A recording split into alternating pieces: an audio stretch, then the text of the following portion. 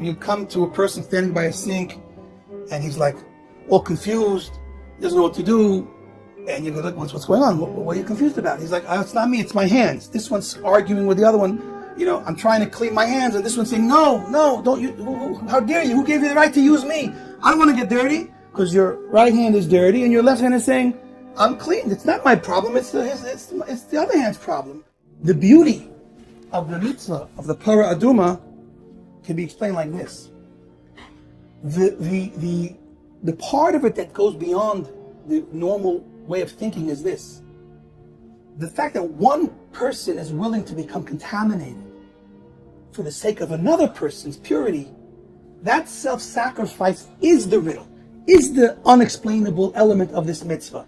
And it's the willingness of one to jeopardize his own physical, spiritual standing for the other that gives it the power to purify. It's that willingness which makes it unbelievably powerful. And so the contradiction that it purifies and impurifies is really our test from Hashem. Are we going to care about our fellow human being to the point where we're going to let him get into our own space? Are we willing to be uncomfortable for the sake of someone else? Are we even willing to become less successful, less holy, less perfect in order to help another person become more perfect? That's the challenge. Now, again, it's not a reckless, foolish challenge, because we have to look at the details. The impurity that the people that prepare this is only for one day. And the other impurity is the type that they can never really get rid of without this. And so it's necessary to produce this to save these people spiritually. You're saving their lives. And it's an inconvenience for this person for one day is a little bit less pure. And this is really the whole idea of how, if we help each other and we share with one another, then we build this world and we make this world a better place. But if we're only concerned with ourselves and saying to heck with the other person, then this world stays the same selfish, separate world that it is, each of us in their own area, not helping, not concerned for anyone else. And all those that are in need of help suffer. And so that's the idea that, and it's really built off of a very famous pasuk that says that the world is built through kindness. The love and kindness that they're showing for them to help them become purified, even at the cost of them becoming impure, is really what it's all about. Life is not a pretty picnic type of story. It's hard and it hurts. And we have to be willing to go beyond and even to the point of it not being so comfortable. If we're willing to become uncomfortable for someone else, Hashem sees it and says, wow, that's godlike. Till now you were behaving like simple, selfish human beings. But now you're willing to put your own needs aside for the sake of someone else. That's godlike.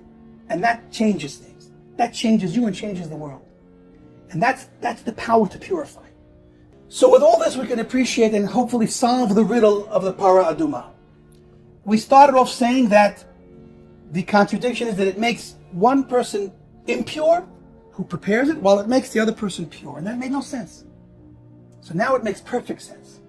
Why is it that this person should make himself impure for one day in order to save this person from being impure for eternity? Because you're not doing something for someone else. We are all one. We're all connected.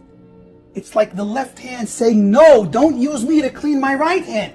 But silly, you're part of the same person. And when we look at just the hand, they look separate.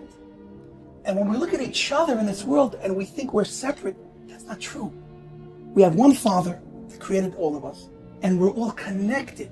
Therefore, it's the right thing to do and the thing we should do to inconvenience ourselves, to forever enhance the quality of another person's life.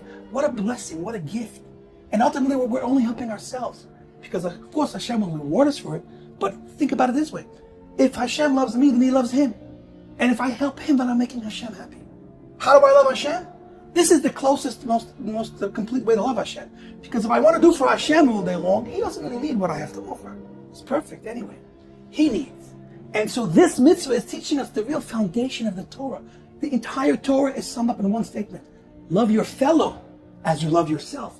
Because you're connected. You're not separate. And by doing so, you're loving me. Because I made both of you. And so now the contradiction of the Torah becomes the simplest answer to all of our questions in life. It's not a story about me. Creation and life is about we. When I understand that it's we, not me, then I've solved the riddle and the contradiction, and I've brought this world closer to perfection, closer to Hashem, closer to Mashiach.